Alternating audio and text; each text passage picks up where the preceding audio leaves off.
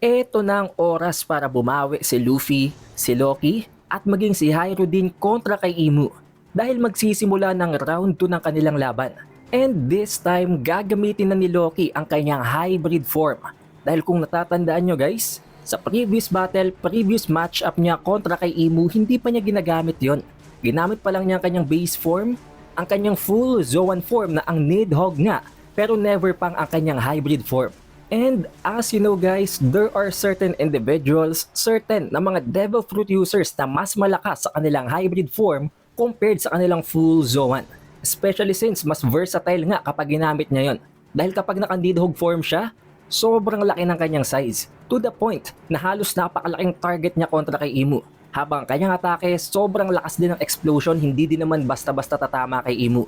Kung mas maliit siya, medium size lang, mas magiging versatile and flexible ang kanyang mga atake. The same goes para dito kay Luffy. Dahil possible na after ngang makipagbakbakan ni Gaban kontra dito kay Imu for a short duration of time, ay nakapag-regenerate, nakarecover itong si Luffy kahit papano. Since natanggal lang ang mga sword na pumipigil sa kanyang recovery, natanggal ang Fragarak, natanggal ang Void Blade, pwedeng nakarecover na siya ngayon. Although not 100% healed yet, pero kahit papano sapat para bumalik sa laban. And also guys, habang ginagawa ko ang video na ito ngayong hapon ng Lunes, nakasagap ako ng mga balita mula sa mga leakers natin para sa One Piece na sa susunod na chapter guys, sa darating na spoilers para sa chapter 1191, magbabalik si Hyro din, si Loki, at itong si Luffy. Silang tatlong papalag ngayon kay Imu. Pero ang tanong, sapat nga ba sila? Gayong nagtulong-tulong na nga sila sa previous chapter although hindi magkakasabay, pero sunod-sunod silang tinalo nitong si Imu. Pero basing sa leaks na ito mula sa mga spoilers natin guys, para bang hinahype nila ang dalawa ni Loki at nitong si Luffy. As if this time around makakabawi sila kahit papano. Dahil kung nakita natin sa previous na laban nila, binugbog lang sila ni Imu. Pinagmukha silang walang kwenta. But this time it seems makakapagland na sila ng hits. Siguro magsaserve dito as a big factor ang ginawa ni Gaban na baka after niya makipaglaban kay Gaban nakasustain siya ng significant na damage. Dahil nakita naman natin guys, after ng clash nila, after gamitin nitong si Imu ang kanyang Bone Eater, na sinabayan naman nitong si Gaban ng kanyang Kamudo. 8,000 slashes, Grim Throng, nagdugo nga dun si Imu. Baka medyo na-weaken siya dun. Along with the fact na tulad ng paulit-ulit nating sinasabi, humihina talaga si Imu guys. Hindi siya nasa perfect condition, sumusuka siya ng dugo, at para bang nare-restrain talaga siya dahil umalis siya ng Holy Land ng Marijoa. Ngayon, since nakita nga natin sa latest chapter sa last panel, nagulat itong si Luffy. Medyo para bang na-shock siya na nakita si Gaban na putol lang kaliwang braso. Pwedeng dito, magalit si Luffy, hindi na siya mag-hold back, at sundin niyang sinabi ni Gaban na hindi pwedeng palagi lang siya masaya, na palagi lang siya nag-enjoy, na pwedeng ma-unlock niya dito ang isa pang mode, isa pang variant ng kanyang ability, na kung saan ma-overpower niya itong si Imu. Dahil kung titingnan nating mabuti sa nagdaan ng mga chapter, kung ang mga normal, mga usual na attacks na ginagamit niya before ang gagamitin niya lang ulit dito kay Imu, hindi yun magiging effective. Kahit ano doon, hindi magiging effective unless may gagamitin siyang kung anumang nasa environment na gagawin niyang weapon. Tulad na lang ng Kaminari. Or ang tungkol sa pinag-usapan natin sa previous video na mas mataas na level, mas malakas, mas superior, and on a different degree na level ng haki. Turns out guys, ayon sa mga inire-reveal na leaks ng mga leakers natin, mga hints, mga clues, it seems wala talagang dadating na rescue sa kanila. Ang ine-expect natin na baka dumating si Shanks, baka dumating ang Revolutionary Army at si Dragon, baka dumating ang Blackbeard Pirates, it seems wala pang ganun sa chapter na ito. Babawi pa lang dito sila Luffy, si Loki, at maging si Hyro din dahil para bang may gagawin silang combination attack dito.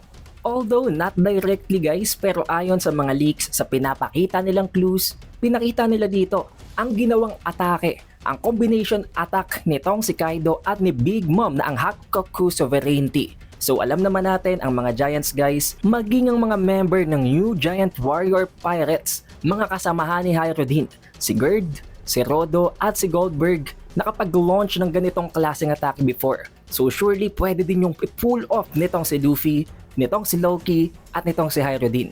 Ang tanong ko lang guys, paano yung gagawin ni Luffy gayong wala naman siyang gamit na weapon? Ang axe ba sa likod niya?